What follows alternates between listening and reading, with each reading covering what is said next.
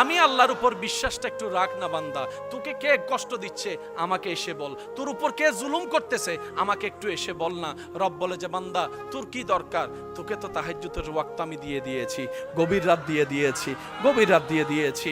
দিনের বেলায় নামাজটা পড়ে গভীর রাতে এসে আমি রবের সাথে প্রেমের কথা একটু বল না, একটু প্রেমের কথা বল না। আমি গভীর রাতে তো আমি আল্লাহ ডাকতে থাকি, কার কি সমস্যা আছে বান্দা আমি রবকে একবার বল, আমি রবকে একবার বল, আমি রবকে একবার ডেকে তো দেখ। বান্দারে কে আছস অসুস্থ আমি রবকে জানা, কে আছস অভাবী আমি রবকে জানা, কার কি সমস্যা আমি রব তোদের কথা শুনবো। রব ডাকতে থাকে, রব ডাকতে থাকে, আপনি আমি ঘুমাইতেই থাকি, ঘুমাইতেই থাকি, ঘুমাইতেই থাকি। রব ডাকতে থাকে, অভাবী কে আছো আমার কাছে আসো। আপনি আমি ঘুমের মধ্যে থাকলাম, সকালটা হলো, এবার সেই অভাবটাকে কাঁধের মধ্যে নিয়ে অভাব দূর করার জন্য বিভিন্ন অনৈতিক কাজের মধ্যে লিপ্ত হয়ে গেলাম, আল্লাহ নারাজ হয় এমন কাজে লিপ্ত হয়ে গেলাম। রব বলে যে একটু অপেক্ষা তো করতেই আমার জন্য। এই অপেক্ষাটার নামই হচ্ছে সবর, এই অপেক্ষার নামই হচ্ছে ধৈর্য।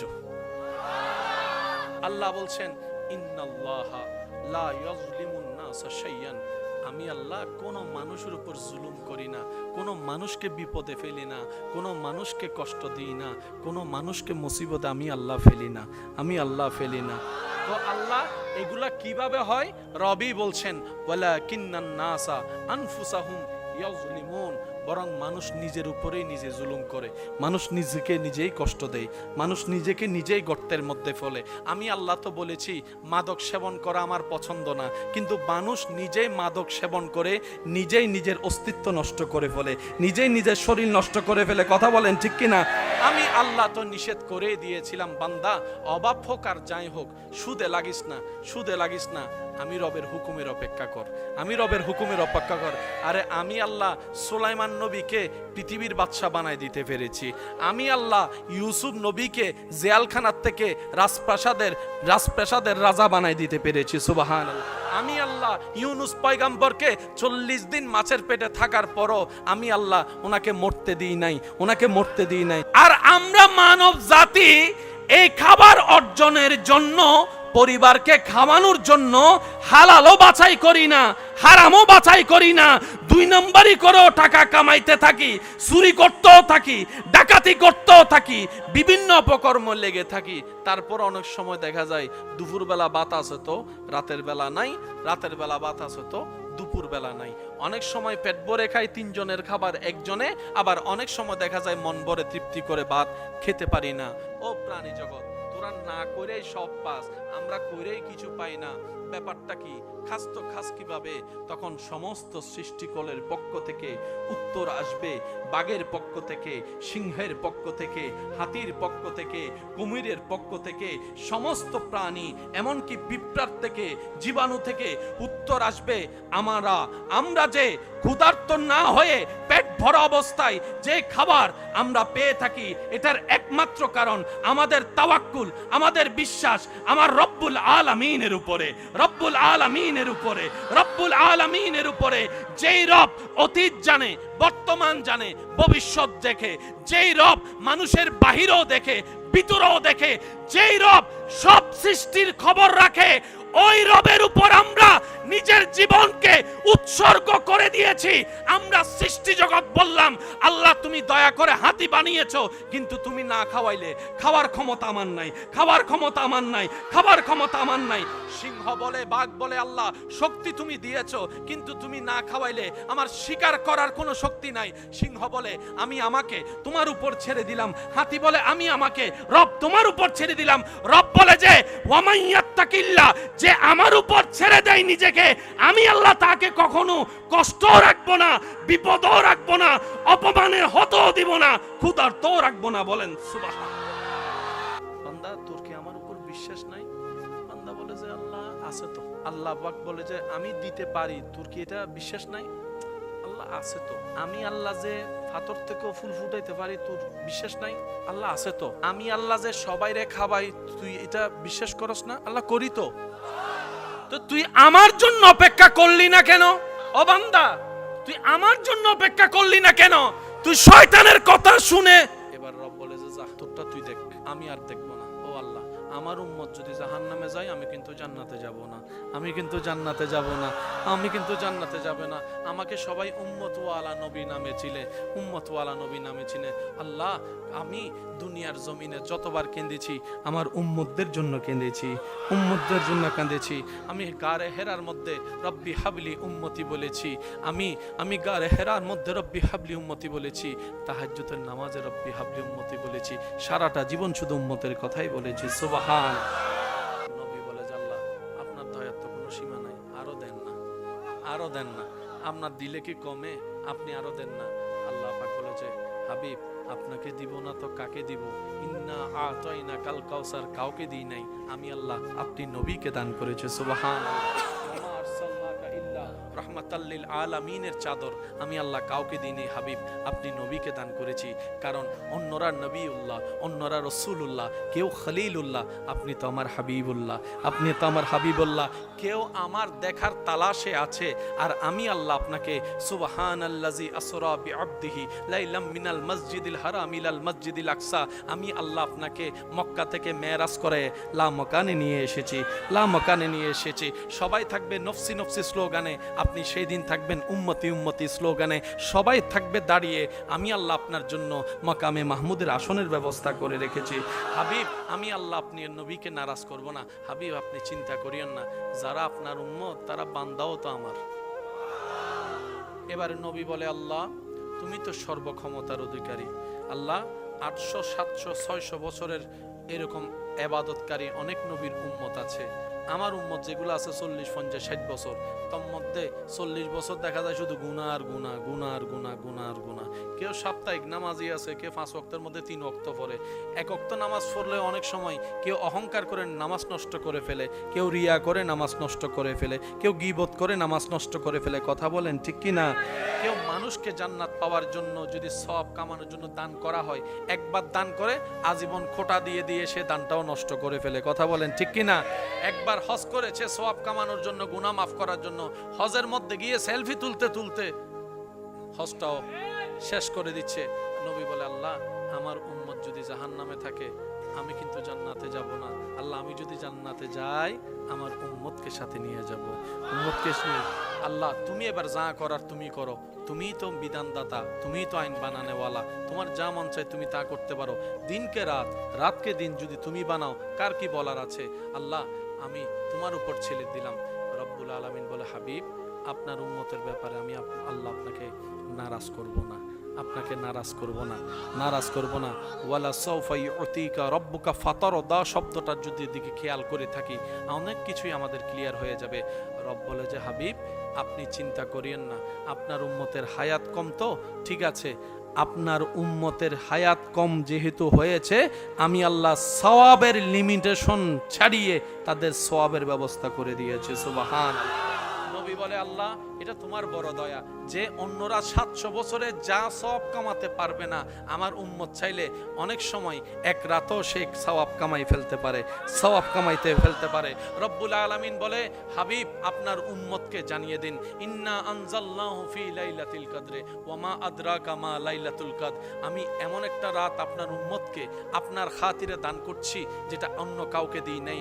অন্যরা 1000 মাসে ইবাদত করে যে সওয়াবের পাহাড় বানাবে, আপনার উম্মতকে লাইলাতুল কদরের মতো একটা রাত দেওয়া হয়েছে। অন্যরা 1000 মাসে যা পারে নাই আপনার উম্মত এক রাতেও তা কামাই ফেলতে পারবে। সুবহানাল্লাহ। আল্লাহ পাক বলে, হাবিব আপনার উম্মতকে বলে 5 ওয়াক্ত নামাজটা ভালো করে পড়তে, পড়বে 5 ওয়াক্ত। আমি সুপ্রিম কোর্ট থেকে রায় করে দিয়েছি, ডান কাঁধের ফেরেশতা জানে, পড়বে 5 ওয়াক্ত, লেখা হবে 50 ওয়াক্ত। আল্লাহ নবী বলে, আল্লাহ এটা তো আপনার বড় দয়া। আল্লাহ ওই নামাজের বিষয়টা হয়ে গেল, তো ওই হজের বিষয়টা আমার উম্মতের সবার তো টাকা থাকবে না, গরিব থাকবে। আল্লাহ পাক বলে, আপনি টেনশন করেন না, আপনার উম্মতকে বলেন যাদের সামর্থ্য আছে তারা করতে, সামর্থ্য না থাকলে তাদেরকে আমি প্রশ্নও করব না হাসরের ময়দানে। নবী বলে, আল্লাহ তুমি সারে না দিয়েছো, সামর্থ্য না থাকলে তাদেরকে প্রশ্ন করা হবে না। আল্লাহ তুমি চাইলে তো সওয়াবও দিতে পারো, সওয়াবও দিতে পারো। আল্লাহ পাক বলে যে হ্যাঁ পারি তো, তা আল্লাহ দেন না, আপনি রহমান না, আপনি রহিম না, আপনি দেন না। আল্লাহ পাক বলে, হাবিব আপনার উম্মতকে বলিয়েন শত ব্যস্ততার ভিতরে সময় পেলে মা বাবার চেহারার দিকে মায়ার নজরে একবার তাকাবে, কবুল হওয়া সওয়াবের ব্যবস্থা, হজের সওয়াব আমি আল্লাহ দান করে দিব। নবী বলে যে আল্লাহ হজেরটাও দয়া করে দিলা, তো রোজাটা? আল্লাহ পাক বলে যে কি করতাম, আমার উম্মত অনেক সময় তো ব্যবসার কাজে বাইরে যাওয়া লাগবে, গরমে গরমে রোজা রাখতে পারবে, যদি রোজা ভাঙে ফের গুনাহ হয়ে যাবে। আল্লাহ পাক বলে আপনার উম্মতকে বলে দিলেন যদি পারে রাখতে, না পারলে কষ্ট করে রোজা রাখার দরকার নেই, পরে রেখে দিবে। আল্লাহ আমার উম্মতের হায়াত তো কম, 40 বছরের রোজা পাইবে আর কয়টায় পাবে? 40টা পাইলেও বয়স ছোট হওয়ার কারণে 12 বছরের দিকে চলে যাবে, অল্প রোজা পাবে। অন্য উম্মতেরা এতগুলো রোজা নিয়ে যাবে, আমার উম্মত কম নিয়ে যাবে, এটা তো হয় না। আমার উম্মত ছোট হওয়া মানে তো আমি ছোট হওয়া। আল্লাহ আপনি আমাকে ছোট করবেন? রব বলে যে না, আমি কেন আপনাকে ছোট করব? ওয়ারাফান আলাকা যিকরা কাউকে বলি নেই, আপনি নবীর ব্যাপারে বলেছি, আপনি নবীর ব্যাপারে বলেছি। এবারে নবী বলে আল্লাহ একটু দয়া করেন না, আমার উম্মতের আমল নামা যেন একটু বেড়ে যায়, অল্প সময়ে বেশি বেতন যেন পায়। আপনি চাইলে তো পারেন, আপনি চাইলে তো পারেন। এবার রব বলে হাবিব আপনার উম্মতকে বলবেন রমজানের সর্বোচ্চ রোজা সবগুলা রাখার পরে ঈদের চাঁদে শাওয়াল মাসে যেন সে 6টা রোজা রাখে, যে 6টা রোজা রাখবে তার আমল নামায় 365টা রোজা রাখার সওয়াব আমি আল্লাহ দান করে দেব। নবী বলে আল্লাহ এটা তো তোমার দয়া, তো 24 ঘন্টার মধ্যে তো 5 ওয়াক্ত নামাজ পড়তে 1 ঘন্টা না লাগে, বাকি সময় আমার উম্মত কি করবে? একটু সওয়াবের ব্যবস্থা করে দাও না। রব বলে যে যান, সেটাও দিলাম। আপনার উম্মতকে বলবেন খাওয়াটা যেন আপনার সুন্নত মোতাবেক খাই, বসাটা যেন আপনার সুন্নত মোতাবেক খাই, ব্যবসাটা যেন আপনার সুন্নত মোতাবেক, সুবহানাল্লাহ জোরে বলি, হাঁটাটা যেন আপনি নবীর সুন্নতকে অনুসরণ করে, কথা বলা যেন আপনি নবীর সুন্নতকে অনুসরণ করে করে। আপনার উম্মতকে বলবেন প্রত্যেকটা কাজ যেন সর্বোচ্চ চেষ্টা করে আপনার সুন্নতকে অনুসরণ করে, তাহলে কাজে কাজ হয়ে যাবে। আমি আল্লাহ কাজের বিনিময়ে সওয়াবের ব্যবস্থা করে দেব, সওয়াবের ব্যবস্থা করে দেব। শুধু তাই নয়, আপনার উম্মতকে বলবেন এক ভাই আরেক ভাইকে সাক্ষাৎ হলে সালাম দিলে সওয়াব হবে, হাত মুসাফা করলে হাত ছোটার আগে আমি আল্লাহ গুনাহ মাফ করে দিতেও রাজি আছি। সুবহান।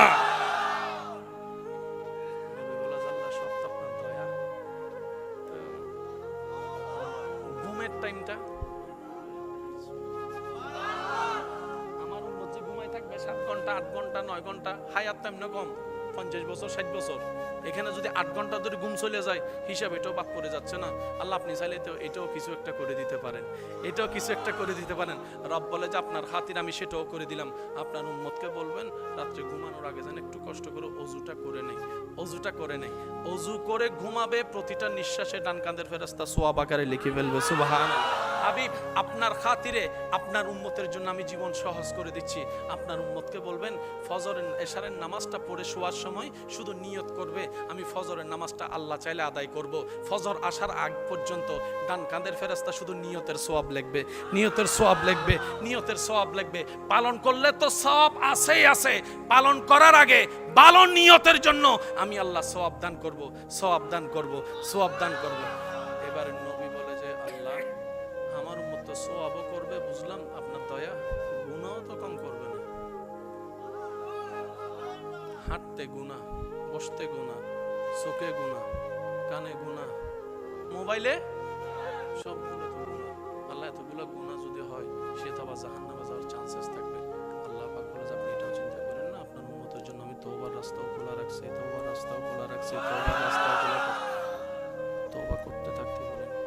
একটা তওবা যদি আমার পছন্দ হয়ে যায়, সে একটা করবে তওবা, আমি সারা জীবনের গুনাহ মাফ করে দিতেও রাজি আছি। নবী বলে যে আল্লাহ এর পরেও যদি আমার কোনো উম্মত গুনাহ নিয়ে যায় হাসরে, রব বলে যে আপনি চিন্তা করেন না, সেখানে আমি আপনার সুপারিশের ব্যবস্থা করে রেখেছি। এত কিছুর পরেও যদি আমরা জান্নাতে যাইতে না পারি, বুঝতে পারছি? এবার নবী বললেন আল্লাহর সবগুলাই তো তোমার বান্দা, আমার গুলাও তো তোমার বান্দা। নবী বলছেন আল্লাহ আদম নবীর উম্মত তোমার বান্দা, আমার গুলাও তো তোমার বান্দা। তো ওদের হায়াত ছিল 700 বছর, 800 বছর, 900 বছর। আমার উম্মতের হায়াত 40 বছর, 50 বছর, 60 বছর। কিন্তু সবাই যাবে এক বিচারের মাঠে। তো 800 বছরের আমল করার সামনে, বান্দার সামনে আমার 20-30 বছর 40 বছরের বান্দাগুলা কি কখনো টিকতে পারবে? আল্লাহ পাক বলে, তো হাবিব কি করতাম? নবী বলে, আল্লাহ আপনি চাইলে তো সব পারেন, আপনার কুদরতিতে তো সব আছে। তো 800 বছরের ইবাদতকারীর সামনে যদি আমার 60 বছরের আমলকারী উম্মত যদি ছোট হয়ে যায়, আমার উম্মত ছোট হইলে তো আমি ছোট হব। আল্লাহ আপনি না আমাকে বলেছেন ওয়ারাফানা লাকা যিকরাক, আপনি না আমাকে বলেছেন ওয়ালা সাউফা ইউতিকা রাব্বুকা ফাতারদা, আপনি তো আমাকে হাবিবুল্লাহ বানিয়েছেন। সে আল্লাহ খুব আদর করে মায়া করে বান্দা বানাইছে। বানানোর পরে আল্লাহ আমাদেরকে পৃথিবী ছেড়ে দিয়েছেন। ইন্নী জাইলুন ফিল আরদি খলিফা, ওই থ্রুতে ছেড়ে দিয়েছে। পরকালের জন্য আল্লাহ তাআলা আমাদেরকে একটা হিসাবের রাস্তা রেখেছেন, উপহার স্বরূপ জান্নাত রেখেছেন। পরকালে আপনার আমার উপহারের জন্য কি রাখছে? জান্নাতের পর আর কিছু। এবার সবার ইচ্ছা আছে না যাই জান্নাতে যাওয়ার? এবার আমরা সবাই মিলে বললাম, আল্লাহ খুব আদর করে মায়া করে আমাদেরকে তুমি বানিয়েছো, আল্লাহ ওই জান্নাতের ঘরটা একটু দাও না। কারণ আমরা জানি জান্নাতে গেলে আর মরণ, বলেন না, জান্নাতে গেলে আর মরণ, জান্নাতে গেলে আর কোনো টেনশন, জান্নাতে গেলে আর কোনো দুঃখ কষ্ট। আর আমরা সবাই দুঃখ কষ্ট ছাড়াই জীবন চাই। এবার বান্দা সবাই বলে, আল্লাহ জান্নাতটা। রব বলে যে নে, তোদের জন্যই তো বানিয়েছি আমি। আল্লাহ জান্নাত এটা আমার জন্য বানাই নাই, তো তোদের জন্য বানাইছি, তুই নে। আমরাও সুন্দর করে প্রস্তুত হয়ে গেলাম জান্নাত নেওয়ার জন্য। রব বলে যে একটু দাঁড়া, 2টা ফরম যদি পূরণ করে দিতে পারোস জান্নাত এটা তোর। আল্লাহ ফরম 2টা? বলে যে হ্যাঁ। আল্লাহ ফরমগুলা কি একটু বুঝবেন। বলে যে এক ফরমের নাম ঈমান, আর এক ফরমের নাম নেক আমল। এই 2টা ফরম যদি পূরণ করে আমাকে খুশি করতে পারোস, নিজে উপার্জন করে কামিয়ে নোকিয়া 1100 যে ব্যবহার করেছে, সে 1100 বটনের দাম দিয়েছে। আর ফ্রি পাওয়া আইফোনের কোনো দাম। নিজে কামাই করলে সেটার কদর দেয়, সম্মান দেয়, মর্যাদা দেয়। আর বড় ভাই বাপ থেকে জামাই থেকে ফ্রি পাইলে একটা গেলে আল্লাহ বলে 2টা ফরম পূরণ করে দেবে। এক ফরমের নাম ঈমান, আর এক ফরমের নাম আমল। ঈমান এবং আমল কাকে বলে? এই পুরা দেহে আপনার এই 2টা ফরমের জিনিস কোথায় থাকে? একটার নাম ঈমান, একটার নাম আমল। আমলের বাড়ি হচ্ছে কাঁধে। ভালো আমল ডান সাইডে, খারাপ আমল। তাহলে আমলের বাড়ি, একটু জোরে বলেন, আমলের বাড়ি। তাহলে এক ফরম পাইলাম। আরেক ফরম আছে ঈমান, ঈমানের বাড়ি। ঈমানের বাড়ি এখানে, আমলের বাড়ি। ফরমও 2টা, জায়গাও 2টা। বড় চমৎকার বিষয় হচ্ছে আপনার এবং জান্নাতের মাঝখানে, আপনার এবং জান্নাতের মাঝখানে পরীক্ষাও 2টা। একটা হাসরের পরীক্ষা, একটা কবরের পরীক্ষা। মিললে নিবেন, না মিললে নেওয়ার দরকার। জান্নাতে যাওয়ার জন্য ফরম কয়টা? একটার নাম মাশাআল্লাহ, একটার নাম, আরেকটার নাম ঈমানের বাড়ি। অন্তরে বলেন, এই এতটুকু বোঝার জন্য। ঈমানের বাড়ি অন্তরে, আমলের বাড়ি ডান পাশে, ভালো বাম পাশে। বাস, আপনার পরীক্ষাও 2টা, একটা কবর, একটা হাসর। হাসরে গিলে আল্লাহ জিজ্ঞেস করবে কাঁধে কি আছে বাইর কর। আর কবরে যাওয়ার পরে জিজ্ঞেস করা হবে তোর অন্তরে কি আছে বাইর কর। ঈমানের ফরম দিতে হবে কবরে, আমলের ফরম দিতে হবে। এবার আপনারা শর্টকাটে বললে বুঝতে পারবেন। আমি কিছু প্রশ্ন করব, আপনার উত্তর দিবেন। রিজিকের মালিক কে? হায়াতের মালিক, মওতের মালিক, সম্মান দেওয়ার মালিক। এত কিছু নাম থাকতে আপনি আল্লাহর নামটা যেই কারণে নিলেন এটার নাম ঈমান, আল্লাহর নামটা নিয়েছেন এটার নাম আমল। আমি যে জিজ্ঞেস করলাম রিজিকের মালিক কে, আপনাকে তো কেউ শিখাই দেয় নাই, আল্লাহর নাম বললেন কেন? তখন আপনি বলবেন, ভাই এই জায়গায় এই প্রশ্নের বিশ্বাসে যেই নামটা সেভ করা আছে এটাই মুখ দিয়ে বললাম। ওই বিশ্বাসের নাম ঈমান, বলার নাম আমল। এবার আল্লাহর সৃষ্টি যদি মনে করেন আপনি 1 কোটি, এই সৃষ্টির একটা হইলাম আমরা। বাকি সবাই খাইতেছে, পাইতেছে, সবাই পায়। আমাদের পাওয়ার জন্য কি করতে হয়? সে যাচ্ছে পকেটের টাকা নিয়ে ফ্যামিলির বাজার করে দেওয়ার জন্য, মানিব্যাগে টাকা পিছন থেকে যায়। সে যাচ্ছে তার পরিবারের মুখে খাবার তুলে দেওয়ার জন্য, টাকাটা বেতন পাইছে। আমি কি করলাম? তার পরিবারে খাক না খাক আমার কি? ফ্যাঁস কি বুঝা গেছে? জোরে বলেন, ফ্যাঁস কি বুঝা গেছে? একজনে আসছে দোকান থেকে 1 কেজি ডাল নেওয়ার জন্য, আমি আমার পরিবারকে একটু পোলাও রোজ বেশি খাওয়ানোর জন্য এই বান্দা যা করতেছে দেখতেছেন কে? এবার আল্লাহ জিজ্ঞেস করে, বান্দা তুই পকেট মারলি কেন?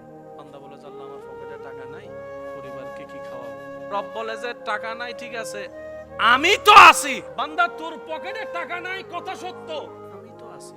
আমার মাইকের আওয়াজ শুনতেছেন এরকম অনেক মা বাবা আছে, আজকেই ছেলে মেয়েকে আইফোন কিনে দিতে পারে এমন টাকা আছে, এরকম অনেক মা বাবা। কিন্তু ছেলের বয়স, মেয়ের বয়স এখন ক্লাস 6-এ পড়ে। ছেলে বলতেছে বাবা আমার স্যারের কাছে আইফোন আছে, আমাকে একটু দেন না। মা বাবা বলে যে তোমাকে এখন ফোন দেওয়া যাবে, তার মানে মা বাবার কাছে টাকা নাই। তো দিচ্ছে না কেন? ছেলে এত কান্নাকাটি করে চাওয়ার পরও দিচ্ছে না কেন? মা বাবা বলে যে এটা ওর জন্য এই বয়সে ভালো হবে। ঠিক তেমনি ভাবে রবও আমাদেরকে কিছু কিছু নিয়ামত দিতে একটু দেরি করে, যেন আমরা সেটাকে উপযুক্ত সময় পেতে পারি। ওই উপযুক্ত সময় আসা পর্যন্ত যেই অপেক্ষা করতে হয়, ওই অপেক্ষার নামেই হচ্ছে ধৈর্য ধরা, ওই অপেক্ষার নামেই হচ্ছে সবর করা। ধৈর্য সবর কি এক কথাই বুঝে রাখবেন, আল্লাহর হুকুমের অপেক্ষার দিকে তাকায় থেকে বসে থাকার নামেই হচ্ছে ধৈর্য, এটার নামেই সবর। বলেন না সুবহান। আমাদের সবাইকে সেই নিয়ামত নেওয়ার তৌফিক দান করুন। আল্লাহ পাক বলে যে আমার জন্য কি কর? ছিলাম কার পেটে? আল্লাহ খাওয়াইছে কি দিয়ে? আল্লাহ মুখ দিয়ে না খায়, নাভি দিয়ে খাওয়ালা কেন? রব বলে যে তোর মায়ের পেটে তুই ছিলি পানির ভিতরে। বাচ্চা যখন পেটে থাকে 7-8 মাস 9 মাস, বাচ্চা পেটের ভিতর থেকে লাথি মারে, তারপরে কিছুক্ষণ মাথা উপরে পা নিচে, কিছুক্ষণ পা উপরে মাথা নিচে। অনেক সময় শোনা যায় ডাক্তার বলে তাড়াতাড়ি সিজার করো, কেন?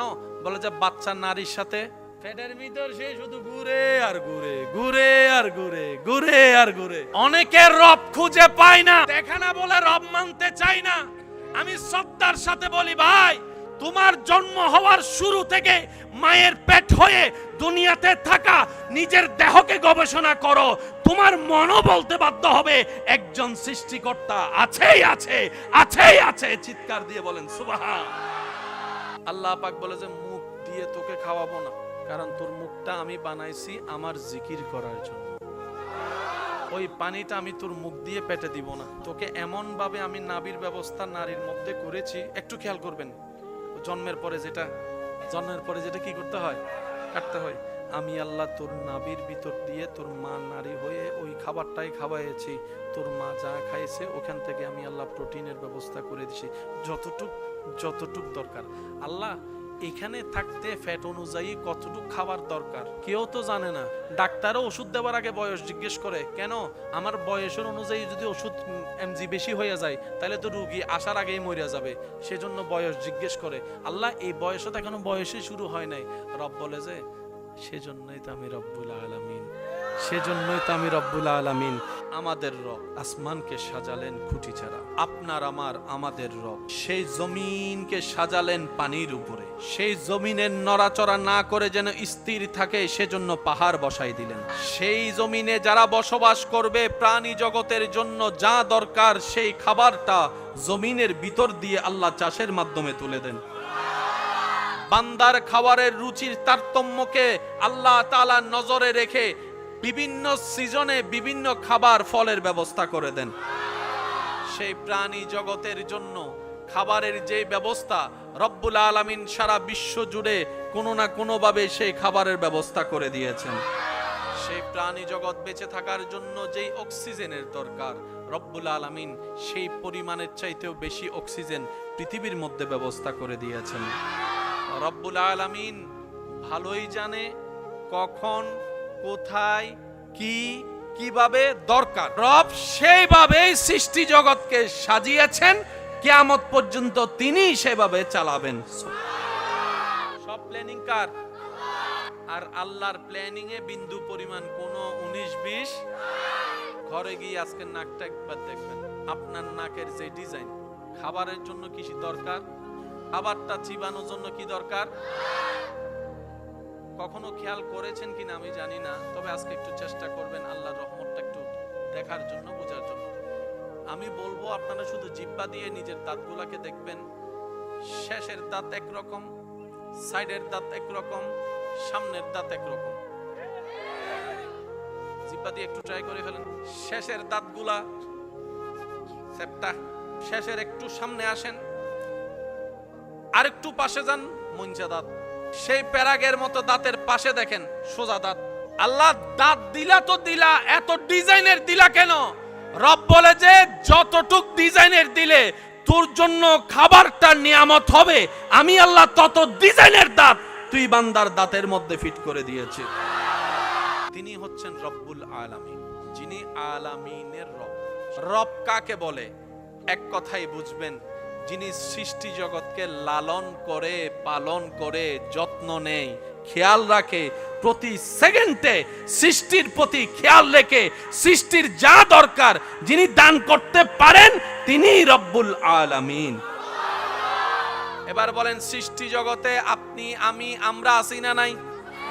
আপনি আমি আমরা আছি না নাই? আমাদের মাস আছে না নাই? মাসের ভিতরে সপ্তাহ আছে না নাই? সপ্তাহের ভিতরে দিন আছে না নাই? দিনের ভিতরে ঘন্টা আছে না নাই? ঘন্টার ভিতরে মিনিট আছে না নাই? মিনিটের ভিতরে সেকেন্ড আছে না নাই? দুনিয়ার মানুষ বছরের হিসাব রাখতে পারে, মাসের হিসাব রাখতে পারে, কিংবা দিনের হিসাব রাখতে পারে, কিন্তু কোন প্রেমিক, কোন প্রেমিকা, কোন ভালোবাসার মানুষ সেকেন্ডের হিসাব সেকেন্ডে সেকেন্ডে খেয়াল রাখা সম্ভবপর নয়। রব্বুল আলামিন তিনি সেই জন যিনি প্রত্যেকটা সৃষ্টিকে সেকেন্ডে সেকেন্ডে খেয়াল রাখেন। তিনি হচ্ছেন রব্বুল। সেই রবের সৃষ্টিতে মানুষ আছে না নাই? পাহাড়, নদী, সাগর আছে না নাই? পশু পাখি আছে না নাই? সব আছে, ওদিকও আছে, এদিকও আছে। যা দেখি তাও আছে, যা দেখি নাই জীবনে তাও আছে রবের সৃষ্টিতে। সুবহান। এবার বলেন, রব কয়জন? প্রাণী কয়টা? ক্যালকুলেটর থেমে যাবে, প্রাণীর সংখ্যা থামবে।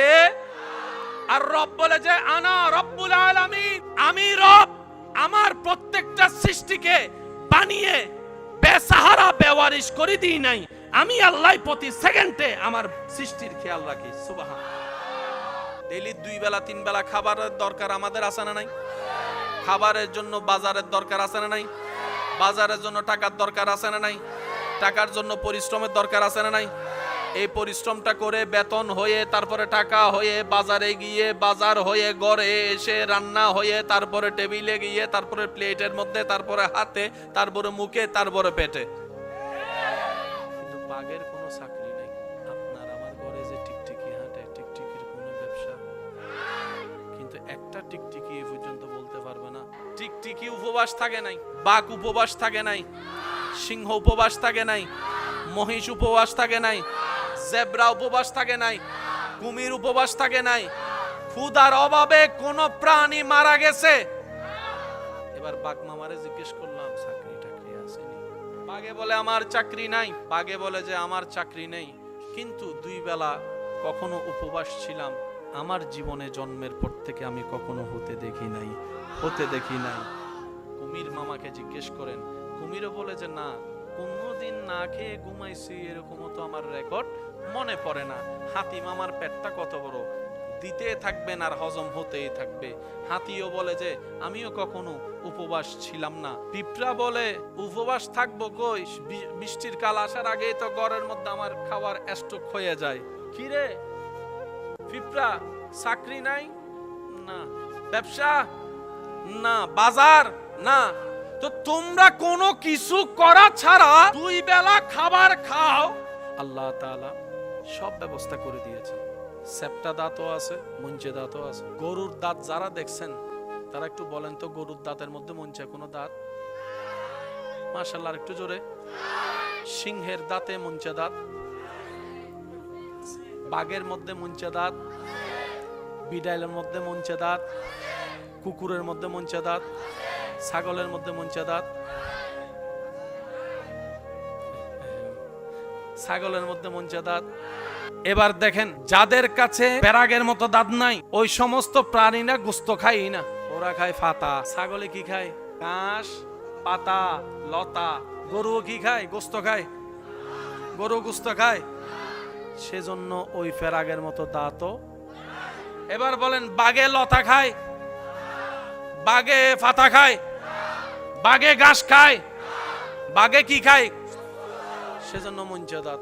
মানুষে শাকও খায়, গোস্তও খায়, সেজন্য আল্লাহ মানুষের দাঁতের মধ্যে দোনো ধরনের দাঁতের ব্যবস্থা। সব কিছু বানালেন কে? সব কিছু সাজালেন কে? সব কিছু ডিজাইন করলেন কে? কোন আল্লাহ? যেই আল্লাহর সিদ্ধান্তে কোনো ভুল নাই। কোন আল্লাহ? যেই আল্লাহর প্ল্যানিং এ কোনো কমতি নাই। কোন আল্লাহ? যেই আল্লাহর ডিজাইনের মধ্যে বিন্দু পরিমাণ 19-20 নাই। সেজন্য আমরা যখন ঘর বানাই, অনেক সময় দেওয়াল বাঁকা হলো আস্তর দিয়ে ফিনিশিং দিতে হয়। এই ফিনিশিং করতে গিয়েও ফিনিশিং হয় নাই, এরকম হাজার দেওয়াল। অথচ আল্লাহ আপনাকে দুইটা হাত দিয়েছেন, দুইটা হাত বরাবর মেজারমেন্ট। আল্লাহ আপনাকে দুইটা পা দিয়েছেন, পায়ের মেজারমেন্ট বরাবর। 1 ইঞ্চি তো দূরের কথা, এক সুতাও 19-20। বলেন 19-20। পাহাড় কেমন? যে জায়গায় যে পাহাড়টা যতটুক হওয়া দরকার, সে জায়গার পাহাড় তেমন।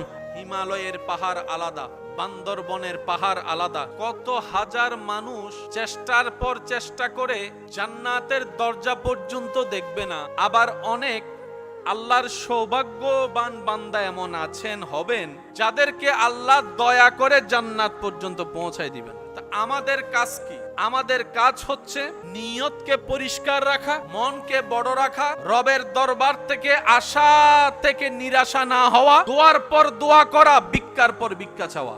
এখানে অনেক ভাইয়েরা আছেন, বিজ্ঞান নিয়ে পড়ার স্বপ্ন থাকলেও ভয়ে, বিজ্ঞান নিয়ে পড়ার স্বপ্ন থাকলেও যখন রসায়ন পদার্থর কাহিনী শুনছে, ভয়ে আর সামনে যেতে পারে নাই। আল্লাহর কাছে আমরা প্রথমেই ভিক্ষার হাত ফরিয়াদ করবো, আল্লাহ যেন আমাদের জন্য সহজ করে দেন। আমার ভাই হয়তো আমার সাথে একমত হবে, আল্লাহ আমাদেরকে নবী রহমতুল আলামিনের উম্মত করে এমন দয়া করেছেন, আমাদের পাটা জান্নাতের দরজার সামনে গিয়ে আল্লাহ রেখেছেন। শুধু ঈমান, নেক আমল, একটু ধৈর্য, একটু সহ্য, শুকরিয়ার সাথে যদি জীবনটা কাটাইয়ে যাইতে পারি, আল্লাহ চাহে তো কদম দিলেই জান্নাত পেয়ে যেতে পারি। এই রকম সুযোগ আল্লাহর কাউকে কখনো দেন? জোরে বলেন, আর কখনো কাউকে দেন? ঈমানটা মজবুত, আমলটা সর্বোচ্চ আল্লাহর জন্য, সন্তুষ্টির জন্য করা পারবো তো ইনশাআল্লাহ। তো সেই জন্য আমার একটা অনুরোধ, কিছু কিছু কাজ করেন যেটা শুধু আপনার আল্লাহ জানেন। এটা আমি সবাইকে বলতেছি, কিছু কিছু কাজ করেন শুধু এটা আপনার এবং আল্লাহর ভিতরে থাকবে। এটা যেন আমরা আর কেউ, যেমন আপনি চাইলে সেই কাজটা দান দিয়েও করতে পারেন। আপনার পকেটে 2টা টাকা আছে, নাই আর কিছু নেই, 2টা টাকা আছে,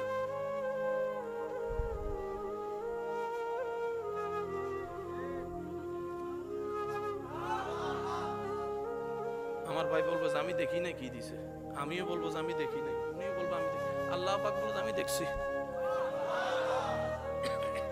এই 2 টাকা আল্লাহ কবুল করে 2 কোটি টাকার চাইতে বেশি সওয়াব চাইলে দিয়ে দিতে পারে। কিছু কাজ আল্লাহর জন্য করেন। যেমন আপনার আত্মীয় স্বজনের মধ্যে কে অভাবী বেশি, তাকে একটু খবর নেন, কেউ জানবে না, গোপনে গোপনে তার জন্য প্রত্যেক মাসে কিছু হাদিয়া পাঠাই দেন আল্লাহর খুশির জন্য। এটা যে কি পরিমাণ জমা হবে আপনি কল্পনা করতে পারবেন না। আপনার এলাকায় একটু খবর নেন, কার সাংসারিক অবস্থা খুব খারাপ, পড়ালেখা করতে পারে না, মেয়ে বিয়ে দিতে পারছে না, একটু গোপনে গোপনে খবর নেন। আল্লাহ যতটুকু তৌফিক দেয় সেটা আপনি পৌঁছাই দেন, কেউ জানবে না।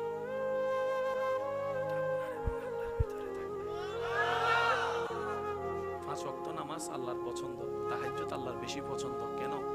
তাহাজ্জুদ নামাজের মধ্যে গোপনীয়তা বেশি, সবাই ঘুমাই থাকে, আপনি দাঁড়িয়ে আছেন।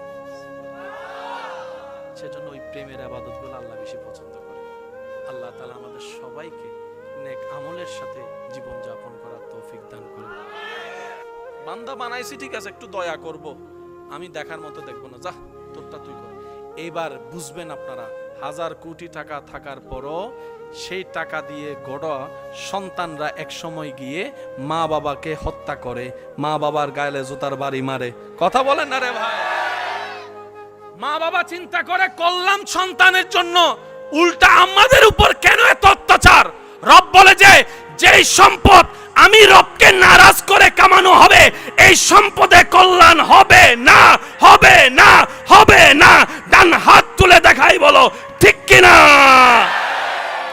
আল্লাহ কি আমাদেরকে গর্তে ফেলছে, নাকি আমরা নিজেরাই ফন্ডিত্তামি করে গর্তে পড়ছি? দোষ কার? আমি আবার শুনবো, দোষ কার? দোষ কার? এবার বান্দা যখন মায়ের পেট থেকে রবের হুকুমে, আমি আমার সময়ে, আপনি আপনার সময়ে, আমরা আমাদের সময়ে, রব যখন চেয়েছেন আমি দুনিয়াতে আসলাম, আপনিও দুনিয়াতে আসলেন, কিন্তু আসলাম যখন কান্না হয়েছে ওয়া ওয়া শব্দটার মাধ্যমে, ডাক্তাররা বলে এখনই তার জন্য খাবারের দরকার, এমন খাবার লাগবে যে খাবারে বিন্দু পরিমাণ ফরমালিন থাকবে না, সুবহানাল্লাহ। এমন একটা খাবার হবে যেটা শক্তও হবে না, বেশি নরমও হবে না, সুবহানাল্লাহ। এমন একটা খাবার লাগবে যে খাবারটা দাঁত দিয়ে চিবানো লাগবে না, কারণ বাচ্চার তো এখন কোনো দাঁত নাই। এমন একটা খাবার লাগবে যেটা মিষ্টিও হবে না, তিতাও হবে না, ঝালও হবে না। এমন খাবার লাগবে যেটা তার শরীরে শক্তি বাড়াবে, সুবহানাল্লাহ। এমন একটা খাবার লাগবে যে খাবারের মধ্যে বিন্দু পরিমাণ ভেজাল থাকবে না।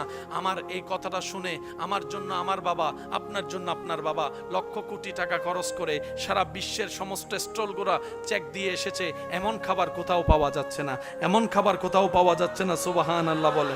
অনেকে বিমান করে বিদেশ ভ্রমণ করেছে, কিন্তু এমন উপযুক্ত খাবার কোথাও পাওয়া গিয়ে নাই। আমার বাবা ব্যর্থ হয়ে, আপনার বাবা ব্যর্থ হয়ে যখন আবার আমাদের কাছে, মার কাছে আসলো, আসার পরে দেখে আমার মা আমাকে কোলের মধ্যে নিয়ে স্তনটা মুখের মধ্যে লাগিয়ে আমি দুধ চুষতে থাকলাম, আপনিও দুধ চুষতে থাকলেন। মা বা বাবা দেখে বলে যে ও আমার বউ, ও আমার স্ত্রী, তুমি কি করছো? বলে যে আমি বাচ্চাকে খাবার খাওয়াচ্ছি, বাচ্চাকে খাবার খাওয়াচ্ছি। একটু আগে সেই খাবারটা টেস্ট করার জন্য ডাক্তারে নিয়ে টেস্ট করে এসে বলে যে হ্যাঁ, এই খাবারই তো দরকার, এই খাবারই তো দরকার, যে খাবারের মধ্যে কোনো পরিমাণ ভেজাল নাই, কল্যাণে কল্যাণ আছে। এবার আমার জায়গায় আমার বাবা আমার জন্য, আপনার বাবা আপনার জন্য ভাবতে লাগলো, এত কোটি থাকার পরও খাবার আনতে পারি নাই, কিন্তু আমি আসার আগে দেখলাম আমার আল্লাহ আমার সন্তানের জন্য তার মায়ের বুকের মধ্যে সেই খাবার ব্যবস্থা করে দিয়েছেন, ব্যবস্থা করে দিয়েছেন। অথচ আমি আসার 3 দিন আগেও আমার মার স্তনে দুধ ছিল না, আপনার মার স্তনে দুধ ছিল না। রব বলে যে বান্দা, এটাই তো তোদেরকে বুঝাতে চাচ্ছি, 2 নাম্বারই করার দরকার নাই, 2 নাম্বারই করার দরকার নাই। যতই বিপদ আসুক, মুসিবত আসুক, ধৈর্য ধরে আমি রবের হুকুমের অপেক্ষা কর। আমি আল্লাহ মায়ের পেটেও তো খাওয়াইছি, দুনিয়াতে আসার পরও খাওয়াইছি, দাঁত ছাড়াও তোরে খাওয়াইছি, আজীবন আমি আল্লাহ তোরে খাওয়াইতে পারবো। সুবহান।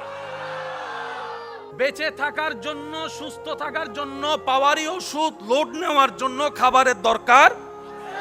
অনেক সময় দেখবেন আমরাও ঘরে অসুস্থ হলে, কিছু খাইতে ইচ্ছে না করলে, মা বাবা মুরব্বীরা এসে কিংবা প্রিয়জনরা এসে বলে যে একটু হলে খাও, ওষুধ খাইতে হবে তো, একটু হলে খাও। কারণ খালি পেটে যদি পাওয়ারই ওষুধ যায়, খাজনার চাইতে বাজনা বেড়ে যাবে। তো খাবারটা যদি যাওয়া হয়, সে পাকস্থলিতে যখন ওষুধটা পড়ে, তখন কাজটা একটু ভালোভাবে হয়। একটু খেয়াল করবেন, সারা জীবন খেলাম মুখ দিয়ে, অসুস্থ হওয়ার পরে দেখা যায় একটা নলি দিয়ে এই নাকের ভিতরে, ও ডাক্তার নাক দিয়ে তো নিঃশ্বাস এনা নিয়েছি, খাবার কেন নাক দিয়ে? ডাক্তার বলে এটাই তো রবের বড় দয়া, এটা তো রবের বড় দয়া। এমন অবস্থা হয়েছে মুখ দিয়ে খাবার গিলার ক্ষমতা ওনার কাছে নেই। আল্লাহ পাক ওনার জন্য দয়া করে অপশনাল একটা ব্যবস্থা নাকের মধ্যে করে দিয়েছেন। সেটা কি? নাকের মধ্যে গিয়ে যে নালীটা মুখের নালী এক জায়গায় করে দিয়েছেন, এক জায়গায় করে দিয়েছেন। সেজন্য খেয়াল করে দেখবেন, আপনি পানি খাওয়ার সময় নিঃশ্বাস নিতেও পারবেন না, ফেলতেও পারবেন না। খাবার ডুব গিলার সময় 1000 বার চেষ্টা করলেও নিঃশ্বাস নিতেও পারবেন না, ফেলতেও পারবেন না। সেজন্য অনেক সময় দেখবেন, এটা পরীক্ষা করলে দেখা যাবে, দৌড়ায় আসার পরে যখন বেশি পানি তৃষ্ণা লাগে, নিঃশ্বাসও যখন বেড়ে যায়, পানি যখন ঘটঘট করে খেতে থাকেন, আপনি দেখবেন পানিটা খাওয়ার পরে, অনেক খাওয়ার পরে আপনার নিঃশ্বাস নেওয়ার জন্য আপনি আবার সেই বোতলটাকে সরাই ফেলছেন, গ্লাসটাকে সরাই ফেলছেন। আল্লাহ এমন ভাবে আপনার নাকে মুখে ডিজাইন করেছেন, বান্দারে মুখ যদি কখনো খাবার উপযুক্ত না হয়, তুই নাক দিয়ে যেন খেতে পারিস, আমি আল্লাহ সেই ব্যবস্থাও করে রেখেছি। সুবহান। তিনি হচ্ছেন আমাদের রব্বুল রব সবাইকে দিয়েছেন, দিচ্ছেন, দিবেন। মাঝে মধ্যে দিতে একটু লেট করে, দেরি করে কেন? আল্লাহ তুমি চাইলে তো দিতে পারো। রব বলে যে আমি দিতে পারি, কিন্তু এখন দিলে তুই রাখতে জানবি না, সেজন্য দিব না। বলেন না সুবহান।